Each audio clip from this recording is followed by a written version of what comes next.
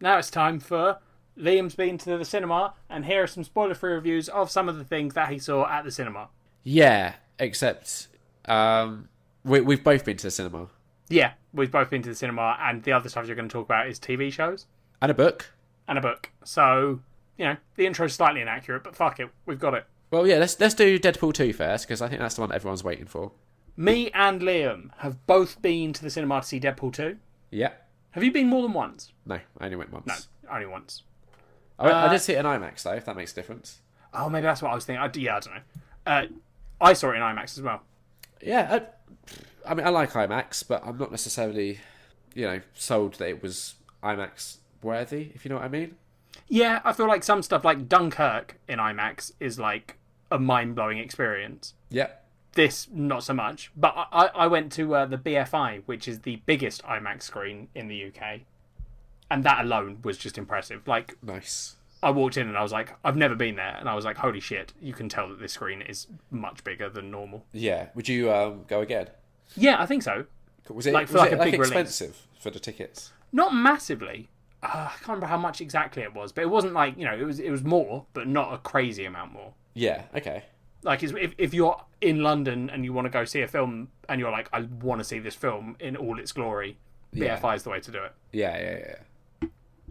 But yeah, so what are your thoughts on Deadpool 2, Liam? It's basically more of the same of the first. So if you like the first, I think you'll like this.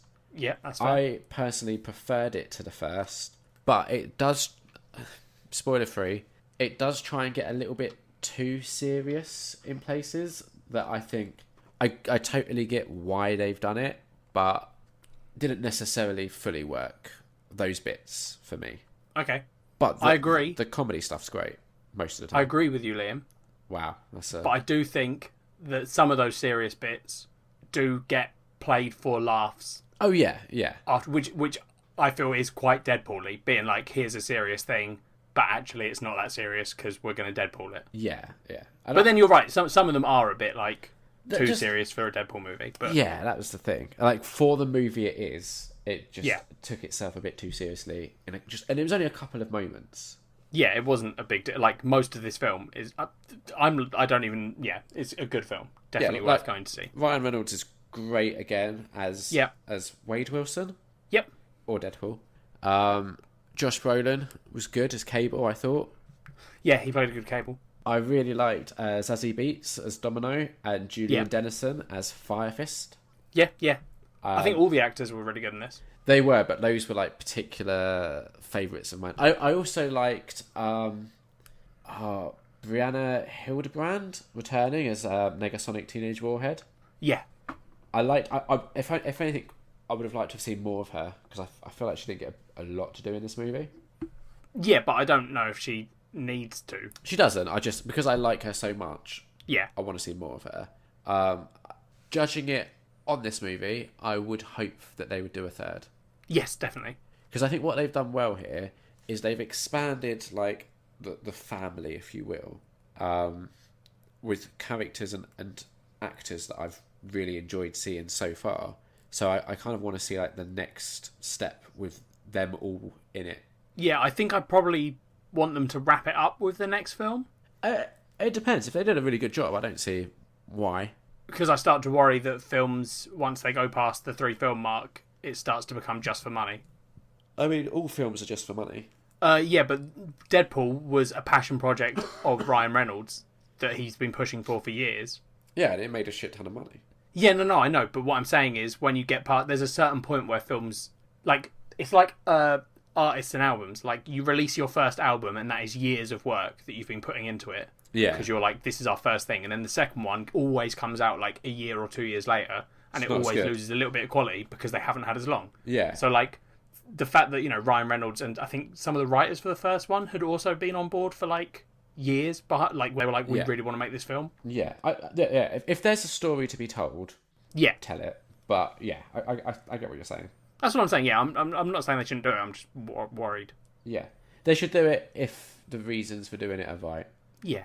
How did you feel about TJ Miller still being in it? I think it's weird. Don't think he needed to be. Yeah.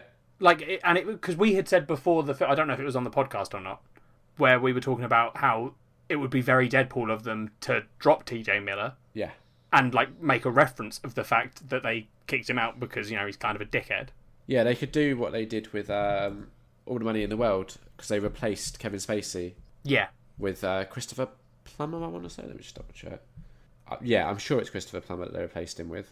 Yeah. And it was like a real sort of last minute thing, and that would have been like a very Deadpool way of addressing that, really. Yeah, and even if they didn't turn it into a reference, he's, like, not particularly essential to this film. No. There's, like, 3 scenes with him, maybe? Another thing that didn't necessarily bother me, but I thought was interesting, was there were scenes that were in the trailers that weren't in the movie. Yes, and I noticed that afterwards as well. I don't know how deliberate that was, or... I don't know if it's... I feel like it might be different cuts, like maybe America got a slightly different cut than we got. Yeah, well, I know they cut trailers differently for age rating over here, so... Yeah. If you were going to see like a PG movie, or like a 12A movie, you'd get a different trailer than if you were going to like a 15 or an 18. Yeah. Which is weird. I don't think they should be showing trailers for Deadpool 2 in front of 12A movies. Have they been? Yeah. Okay.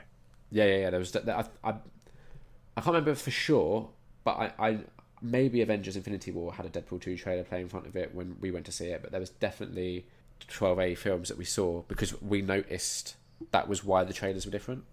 I mean, but it's fine. I think that's fine for something like Infinity War, which is... It's not like...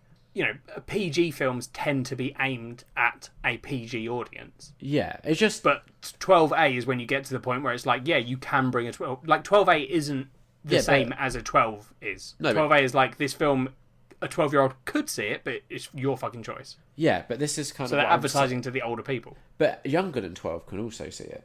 Yeah, sorry, it's anyone under 12, isn't it? Yeah, so that's why I'm a bit like... Because Deadpool 2, yeah, but it's advertising to the actual... Like... They shouldn't penalise the people who are over 12. No, but right. What I'm saying is, why would you advertise a film that's rated 15 and above to an audience that can't go and see it?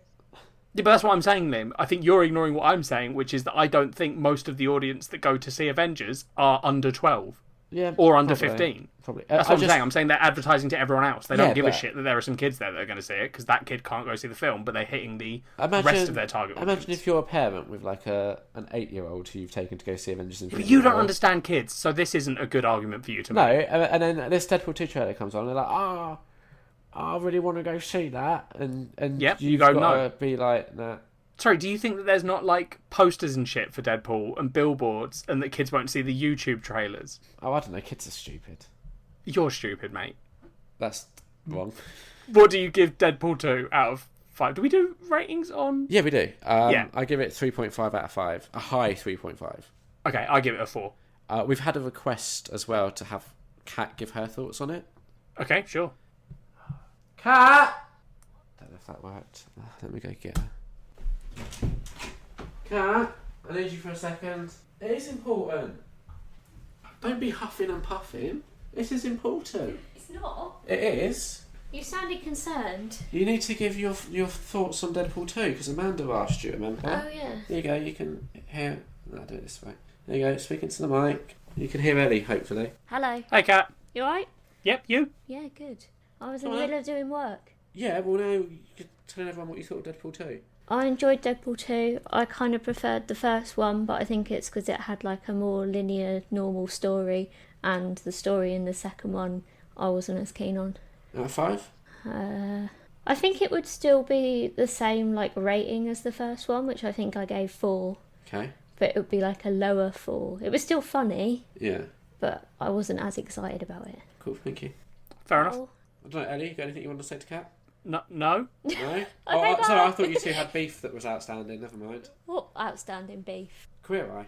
Oh yeah, I don't like the one that you like. Okay, bye. I'm saving that for off this show, because I won't be able to record the rest of the podcast if I'm flipping out and throwing shit. Yeah, soz about that, but I'm not sorry. Okay, bye. Bye, Kat. Can you shut the door, please? I honestly thought something was wrong the way that you were like, I need you. There's a beetle in my room. So that was Kat's thoughts on Deadpool 2. That was for Amanda, a special listener request. Now let's get back to the show.